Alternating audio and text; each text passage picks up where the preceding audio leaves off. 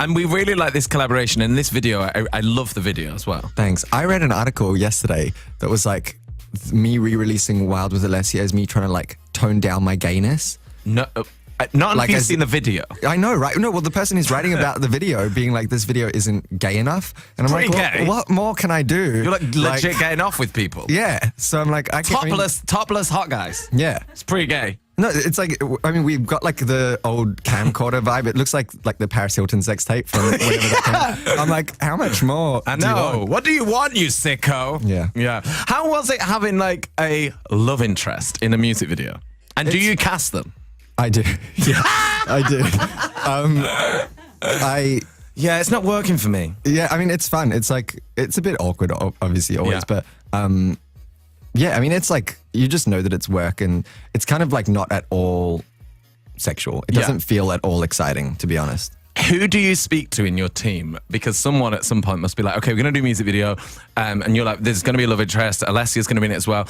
Do you say to someone, like, pull them aside, like, right, I'm going to need someone who's like 6'3", blonde hair. Like, how do you go about picking The them? process is we Instagram stalk a bunch of people for the video, ask them to all come in, and then they all come for the video. And then on the day, based off of the vibe, I'll like, through gritted teeth, I'll be like to my manager, that's the one that I want. That one. Yeah. Oh! And then like, do they know that you pick them? Well, yeah, because then they have to make out with me. Wow. And how is that? Like, is it awkward? Because sometimes it's awkward making out with someone who, you know, you're not being filmed for a music video for the first time because you like them and blah, blah, blah. Yeah. How is it when there's like a film crew and like your management who you work with, like, oh my God, Troy's going to kiss him? It takes out sort of any like excitement. I will say though that the director that we work with, Malia, she did like a fairly good job of making it a little bit almost too real. Like it was just the three of us in the room. We were filming it on like a camcorder. She put on, it wasn't even my music in the background. It was like some really, really sexy music. And it was like, it was pretty legit for a second. But we like, you know, as soon as somebody is like cut and you just like pull away, it's like, okay, this is not sexy or fun. Did you have to do any like breath preparation? I always chew gum just as like a general rule. So yes. Yeah. And so did he, which was nice. Okay, that's good. Very respectful. Yeah. It's my biggest fear ever thinking that I've got bad breath. So I constantly have to have a mint to hand. No, I've got like multiple packs of gum on me at this moment. Just in case. Yeah. Just in case.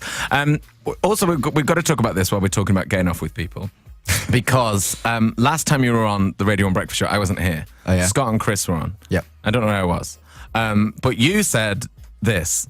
I have a huge crush on Kel Spellman. Do you really? Yeah, I don't know what it is about him, but my hands are sweating thinking about him. Right, okay. Are you joking? And I'm seeing him later today. No, I swear to God, I'm not joking. I've thought about this, like, I thought about it when I saw it in my calendar a couple of weeks ago. I was like, ooh, Kel. Oof, Kel. How's that going? Has he heard this? Because surely he heard that and then So he heard it, and then we had an interview later that day, and how's that? sparks were flying in my opinion, but I don't know what it was like for him. But I mean, yeah, he's cut his hair now as well. He's still up for it, or yeah, totally. Yeah, because I miss the long hair personally, but whatever. Because this second clip that we have, and we have 37 of these clips. Just kidding. In this clip, you do say what it is you like about Kel, but also it's kind of a dig as well. He reminds me of like Maddie from the 1975, who's like my ultimate celebrity crush. Yeah, just like the long-ish, like sort of greasy looking hair. Yeah.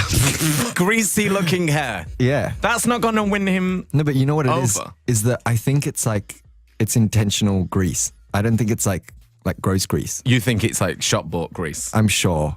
Wow. That's an outrageous claim, Kel. Troy. We can ask him later. Okay, let's ask Kel later. Is it real grease?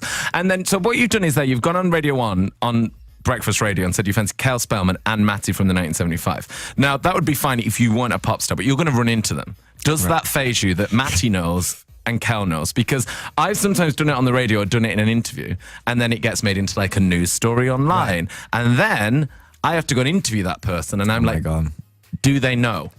So have they read that? Because I've done that twice now, and I'll never, ever again say who I fancy on the radio. There's this one interview of Maddie from Australia where someone mentioned me, and he was like, is he that guy that talks about us on the internet all the time?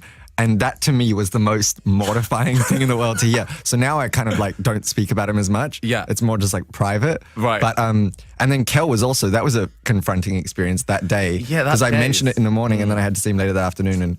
And did he bring it up? He didn't. But I know, we both knew. Yeah. It's awkward. Yeah, a little bit. Yeah.